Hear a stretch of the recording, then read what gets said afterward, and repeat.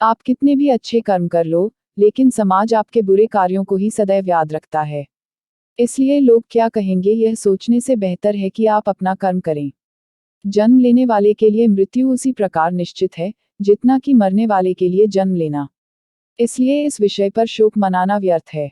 गीता में कहा गया है, जो इंसान किसी की कमी को पूरी करता है वो सही अर्थों में महान होता है। तुम्हारे साथ जो हुआ वह अच्छा हुआ, जो हो रहा है वो भी अच्छा है और जो होगा वो भी अच्छा होगा। गीता के अनुसार जिंदगी में हम कितने सही हैं और कितने गलत हैं यह केवल दो लोग जानते हैं, एक परमात्मा और दूसरी हमारी अंतरात्मा। जीवन का आनंद ना तो भूतकाल में है और ना भविष्यकाल में, बल्कि जीवन तो बस वर्तमान को जीने में है। जब तक शरीर है तब तक कमजोरियां तो रहेगी ही, इसलिए कमजोरियों की चिंता छोड़ो और जो सही कर्म है उस पर अपना ध्यान लगाओ। अर्जुन, तुम भला क्यों रोते हो? तुमने जो खोया, क्या वह तुमने पैदा किया था? आज जो तुम्हारा है वह कल किसी और का होगा, क्योंकि परिवर्तन ही संसार का नियम है। किसी का अच्छा ना कर सको तो बुरा भी मत करना, क्योंकि दुनिया कमजोर है लेकिन दुनिया बनाने वाला नहीं। यदि कोई व्यक्ति विश्वास के साथ इच्छित वस्तु को लेकर नित्य चिंतन करता है, तो वह जो चाहे वह बन सकता है। सच्चा धर्म यह है कि जिन बातों को इंसान अपने लिए अच्छा नहीं समझता उन्हें दूसरों के लिए भी प्रयोग ना करें। सच्चा धर्म यह है कि जिन बातों को इंसान अपने लिए अच्छा नहीं समझता उन्हें दूसरों के लिए भी प्रयोग ना करें। कोई भी व्यक्ति अपने विश्वास से बनता है। वह जैसा विश्वास करता है, उसी अनुरूप बन जाता है।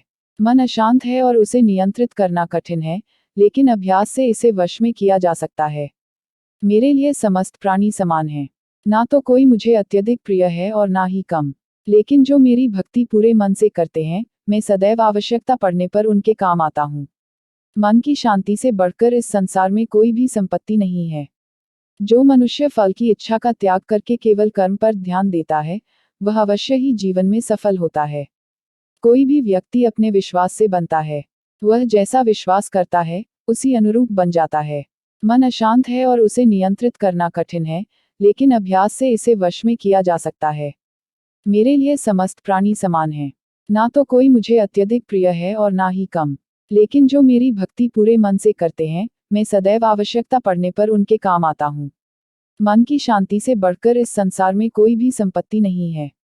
जो मनुष्य फल की इच्छा का त्याग करके केवल कर्म पर ध्यान देता है, वह अवश्य ही जीवन में सफल होता है। कोई भी इंसान जन्म से नहीं बल्कि अपने कर्मों से महान बनता है। अपना, पराया, छोटा, बड़ा इत्यादि को भूलकर यह जानो कि यह सब तुम्हारा है और तुम प्रति एक के हो।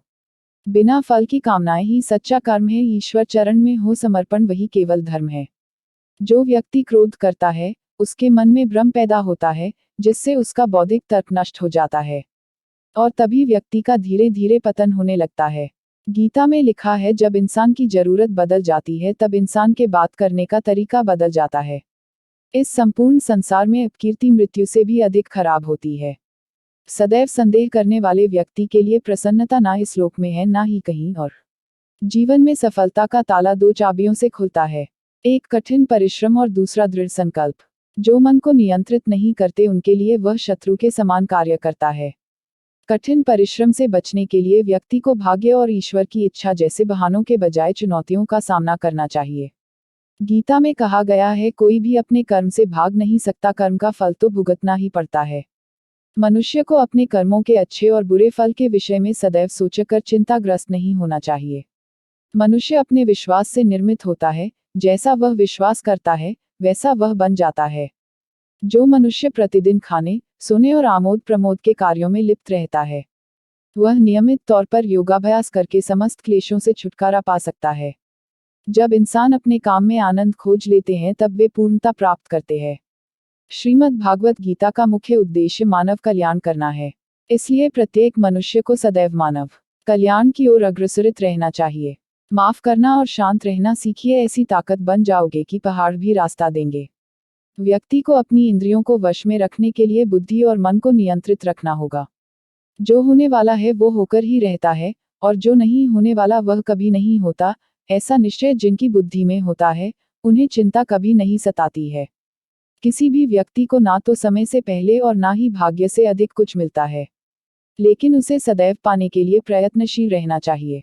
इंसान हमेशा अपने भाग्य को कोसता है, यह जानते हुए भी कि भाग्य से भी ऊंचा उसका कर्म है जिसके स्वयं के हाथों में है। व्यक्ति को आत्मज्ञान के माध्यम से संदेह रूपी अज्ञानता को समाप्त करना चाहिए। मैं उन्हें ज्ञान देता हूँ जो सदा मुझसे जुड़े रहते हैं और जो मुझसे प्रेम करते हैं। सत्य कभी दावा नहीं करता कि मैं सत्य हूँ, लेकिन झूठ हमेशा दावा करता है कि सिर्फ मैं ही सत्य हूँ। परिवर्तन संसार का नियम है। समय के साथ संसार में हर चीज परिवर्तन के नियम का पालन करती है। हालांकि मैं भूत, भविष्य और वर्तमान काल के तीनों जीवों को जानता हूँ, लेकिन मुझे वास्तव में कोई नहीं जानता है। संयम, सदाचार, स्नेह और सेवा ये गुण सत्संग के बिना नहीं आते। मनुष्य जिस रूप में ईश्वर को याद करता है, ईश्वर भी उसे उसी रूप में दर्शन देते हैं। अपने कर्तव्य का पालन करना ही प्रकृति द्वारा निर्धारित किया हुआ हो, वह कोई पास नहीं है। सज्जन व्यक्तियों को सदैव अच्छा व्यवहार करना चाहिए, क्योंकि इन्हीं के पद चिन्हों पर सामान्य व्यक्ति अपने रास्ते चुनता है। बुद्धिमान को अपनी चेतना को एकजुट करना चाहिए और फल के लिए इच्छा छोड़ देनी चाहिए। मन अवश्य ही चंचल होता है, लेकिन उसे अभ्यास और वैराग्य के माध्यम से वश में लाया जा सकता है। इंद्रियों की दुनिया में कल्पना सुखों की प्रथम शुरुआत है और अंत भी जो दुख को जन्म देता है। इस संपूर्ण संसार में कोई भी व्यक्ति महान नहीं जन्मा होता है, बल्कि उसके कर्म उसे महान बनाते हैं। जीवन में कभी गुस्सा या क्रोध ना करे, यह आपके जीवन के ध्वंस कर देगा। हे पार्थ, मैंने और तुमने अपने कर्तव्यों को निभाने के लिए धरती पर कई अवतार लिए हैं, लेकिन मुझे याद है और तुम्हें नहीं। वासना, क्रोध और लालच नरक के 3 दरवाजे हैं। जो मनुष्य जिस देवता की विश्वास के साथ भक्ति करता है, मैं उस व्यक्ति की उसी देवता में दृढ़ता बढ़ा देता हूँ। सभी काम छोड़कर बस भगवान में पूर्ण रूप से समर्पित हो जाओ, मैं तुम्हें सभी पापों से मुक्त कर दूंगा। कर्म करो, फल की चिंता मत करो, भगवद गीता का सबसे बुद्धिमान संदेश है। आज हम केवल पैसे, बेहतर घर, कार और सुरक्षित भविष्य के लिए काम कर रहे हैं। हम इतने लक्ष्य चालित हैं कि हम सब कुछ परिणाम के बारे में सोचकर ही करते हैं। यह एक ऐसी चीज है जिससे हमें बचना चाहिए, केवल इसलिए कि यदि अपेक्षाएं पूरी नहीं होती हैं, तो दर्द अवश्यंभावी है।